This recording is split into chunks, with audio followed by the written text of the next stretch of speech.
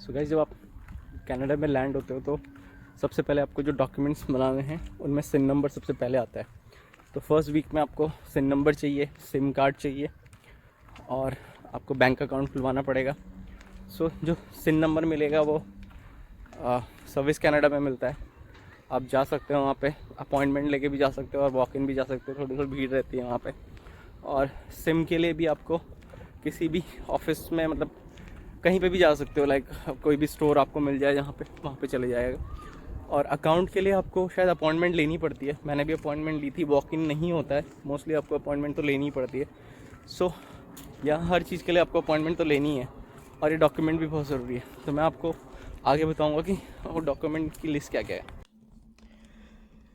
Good evening guys. सो जैसे कि मैं आपको बता रहा था कि जब आप कनाडा में लैंड होते हो तो आपको सबसे पहले जो फर्स्ट वीक है आपका, उसमें आपको किन किन चीज़ों को करना है और आते ही, तो उनकी मैंने एक लिस्ट बना रखी है और मैं आपको ये बताऊंगा कि आपको क्या क्या डॉक्यूमेंट की ज़रूरत पड़ती है जब आप उन चीज़ों को कराते हो। तो चलते हैं उसकी लिस्ट पे।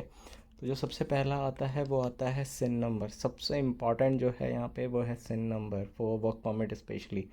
तो SIN number is a social insurance number और ये आपको अपनी कंपनी में भी देना पड़ता है। तो सबसे पहले आते ही आप सबसे पहले तो आप सिन नंबर ले लीजिए। सिन नंबर के लिए क्या डॉक्यूमेंट्स है मैं वो आपको अगली अगली स्लाइड में बताता हूँ। तो उसके बाद आपको चाहिए एक सिम। सिम आप कोई सी भी ले सकते हैं। आप पूछिए उनसे कि न्यू कमर के लिए बहुत सारे स्पेशल्स ऑफ़र होते हैं, तो आप न्यू कमर के हिसाब से कोई भी सिम उनसे मांग सकते हैं। उसके बाद आप मांगिए आपको चाहिए होगा बैंक अकाउंट, जो कि आपको अपने ऑफिस में देना पड़ेगा। तो बैंक अकाउंट के लिए आपको जो भी बैंक है वो न्यू कमर्स के लिए एक स्पेशल ऑफ़र चलता है यहाँ पे कि कुछ आपका इंटरेस्ट आपको पे नहीं करना पड़ता है और ऑल मतलब बहुत सारे बेनिफिट्स हैं, you can check with. And साथ के साथ आप उनमें क्रेडिट कार्ड के लिए भी अप्लाई कर सकते हैं। उसके बाद आपको अगली चीज़ चाहिए रेंट के लिए अपार्टमेंट। तो रेंट का मैंने एक अलग से वीडियो बना रखा है कि कैसे मुझे यहाँ पे रेंट मिला, आप कैसे रेंट के लिए अपार्टमेंट ढूंढ सकते हैं। तो आप मेरे उस वीडियो को रेफ़र कर लीजिए। उसके बाद अगली चीज़ आती है हेल्थ इंश्योरेंस। तो हेल्थ इंश्योरेंस आपको तभी मिलेगा जब आपके पास कोई रेंट का एग्रीमेंट होगा।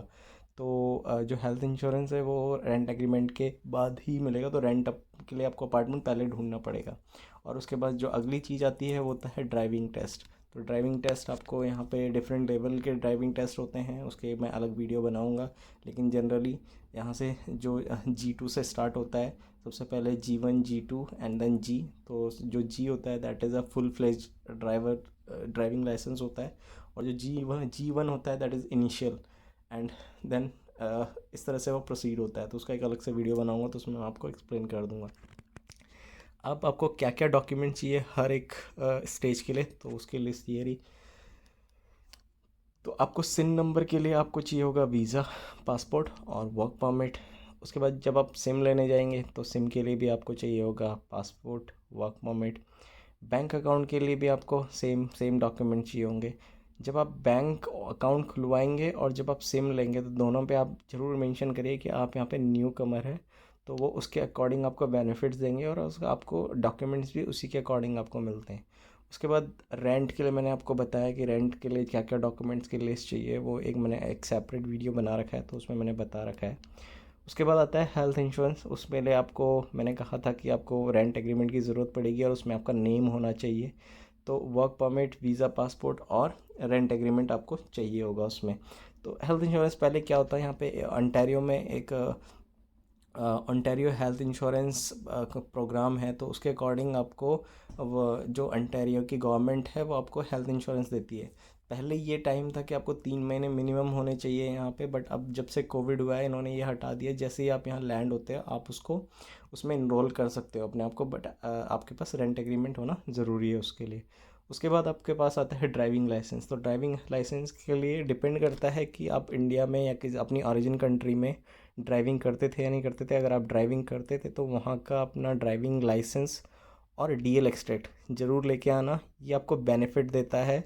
आपको जो वेटिंग पीरियड होता है जो G1 और G2 के बीच का है, या G1 और G के बीच का जो वेटिंग पीरियड है उसको वो रिड्यूस करा देता है और एक तरह से ख़त्म ही करा देता है अगर आपके पास DL एक्सट्रैक्ट है और आपने कुछ टाइम पीरियड है लाइक 3 या 5 ईयर से ज़्यादा ड्राइविंग की हुई है इंडिया में।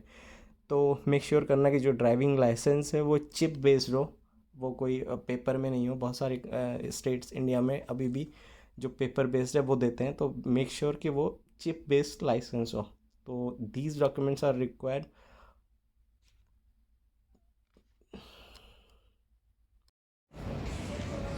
Hi, how are you? Good, how are you? Good. Actually, we're looking for. Actually, he just came. We are taking same. This is our same Fido plan. We have taken Fido's plan, and the plan is primary is a 10 GB with $50, and the other one is a. When people complain of.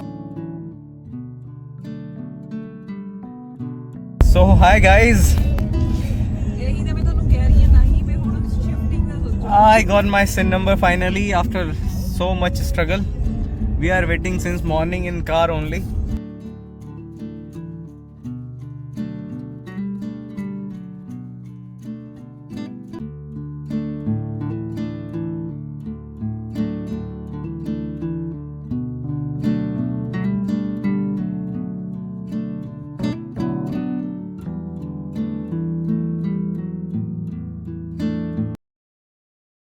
These are for driving test दोस्तों।